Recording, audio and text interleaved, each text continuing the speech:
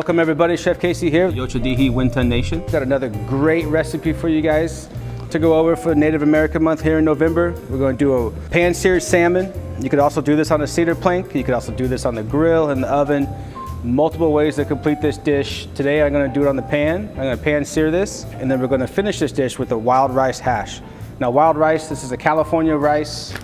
It's a beautiful black rice. Wild rice is a staple in the Native American cuisine way back when. So with this dish, let's begin. But I'm gonna make a little blackberry sauce. And I wanna start that first because I want it to kind of sit and I kind of want it to marinate and to get nice and tight with all of its ingredients. So let's start with it now. We're gonna take some just fresh blackberries.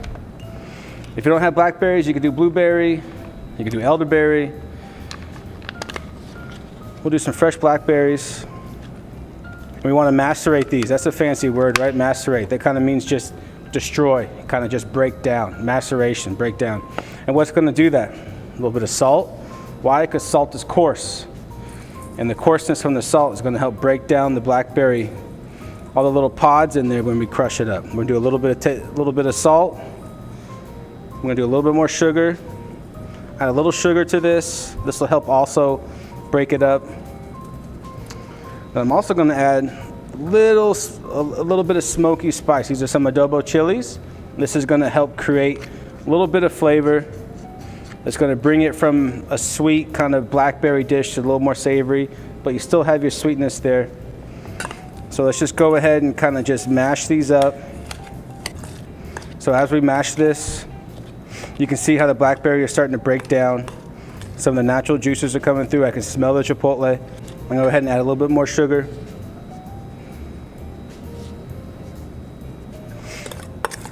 And this is why I wanted to start this early, because you kind of want it to sit and let some of those juices come out as you mash.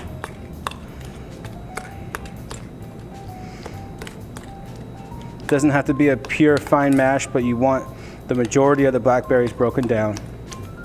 That looks pretty good. So like I said, we'll let this sit. We'll kind of have this here, and then we'll focus more on our salmon. This is a king salmon. This salmon is actually wild caught salmon. This is typically what you would find coming down from the coast. And we'll just do a simple salt. I'm not going to do any pepper. I don't like a lot of pepper on my salmon. And salt came natural to the Capay Valley. You can drive up 16 and go further up, and there's salt flats coming out through the mountains. You want to make sure your fish is nice and dry. You don't want it wet, so make sure to always keep it dry, wipe it down. Now we're going to get our pan. I got our pan on. Let's make sure our pan's nice and hot. I'm going to use olive oil, of course, Seca Hills. This is an arbequina. This is a staple in my kitchen. I use this in everything. I bake with it, I cook with it, I saute with it, I fry with it. Now some say start presentation side up, right? Presentation side up is the flesh. This would be what you'd be presenting. So you start that on the pan first. I'm gonna go a little bit different. I'm gonna start skin side, because I want the skin to be nice and crispy. Always fold away from you. You hear that sizzle?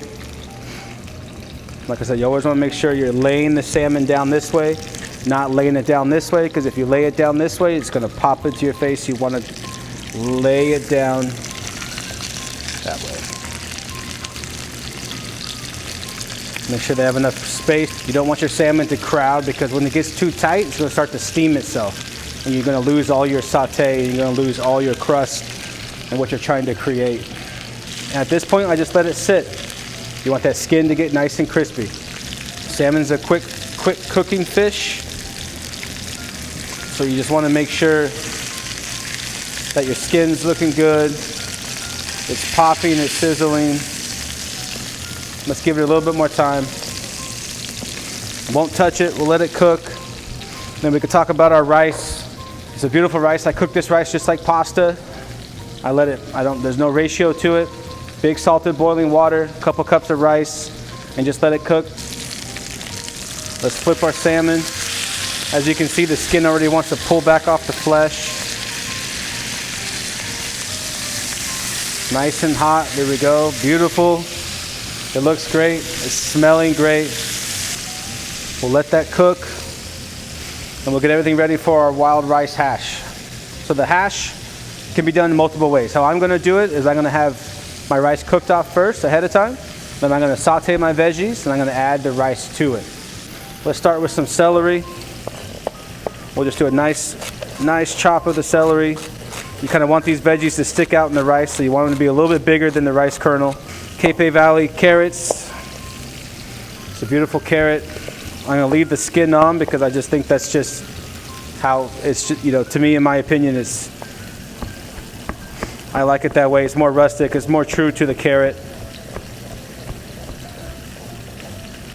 Nice circles. You can go smaller dice if you like. I'm going thinner on my cut just so I know that it'll cook, because I'm trying to cook a raw veggie. I don't have a lot of time with the hash, so I want to make sure that it cooks through. We'll also do a little bell pepper. These are some beautiful peppers coming from Cape Valley as well. And another beautiful orange reddish pepper. I like to take the seeds out.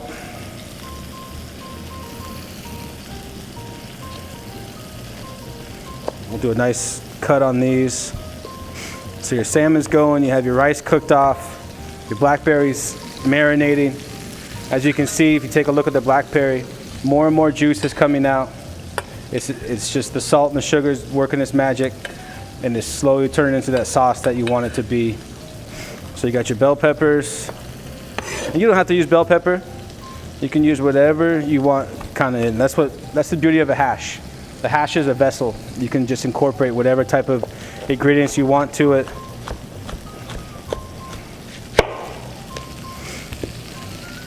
Onion's just another aromatic.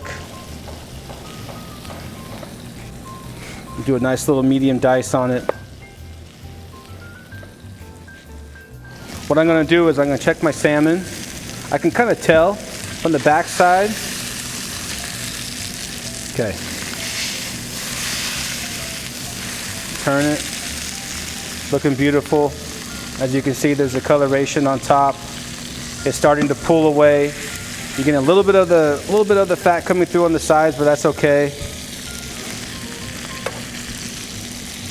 So at this point, I'm going to pull my salmon. I'm going to let it sit just like that. So let's start our carrots. And like I said, the carrots are going to take a little bit longest. That's why we slice them thin so they cook quicker. Little tricks like that to help you in the kitchen. You know, you cut a big carrot this thick, what's it going to take on a saute pan? It's going to take forever. And then from the carrots, we'll go celery. We'll add celery next, because celery is the second longest cooking veggie. So you want to cook your veggies, you want to start them to how long they take to cook, right? Start with the carrot, celery, bell pepper, and then onion. Or onion, bell pepper, or the same. And we'll kind of just turn it.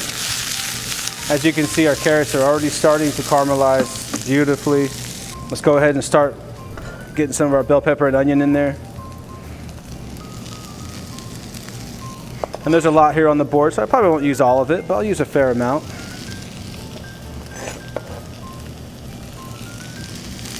Just depends on how much onion and bell pepper you like. If you like more onion and bell pepper, use it.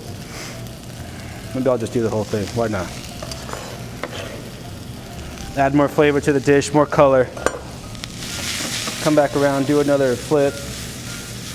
Get it all incorporated. Make sure there's enough oil. Can't get enough olive oil. Add a little salt. Help bring some moisture out of the veggies. Make them cook a little bit quicker. It's already smelling like stuffing. It's smelling like hash. It's smelling like a gathering is about to take place. At this point, we can add a little herb to it if you like to. We'll keep these a nice rustic chop. Maybe a little sage, maybe a little rosemary. And all this while our salmon's resting. Our Blackberry Compote is getting nice and juicy. All those natural sugars and juice coming out of the blackberry. Now we can add our rice.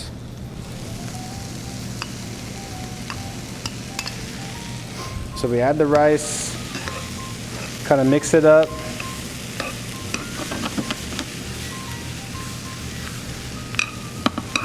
I can't remember if I added garlic or not, so let's just be on the safe side and add some garlic. Put that on the corner. And then we'll get some parsley out to get ready to chop that. You can hear the popping, that's the rice That's the rice popping with the oil, almost like a fried rice. Finish with a little herb. I'm gonna finish with a little olive oil. At this point, you can add a little butter to it if you wanted to. So we'll take our hash, one last turn.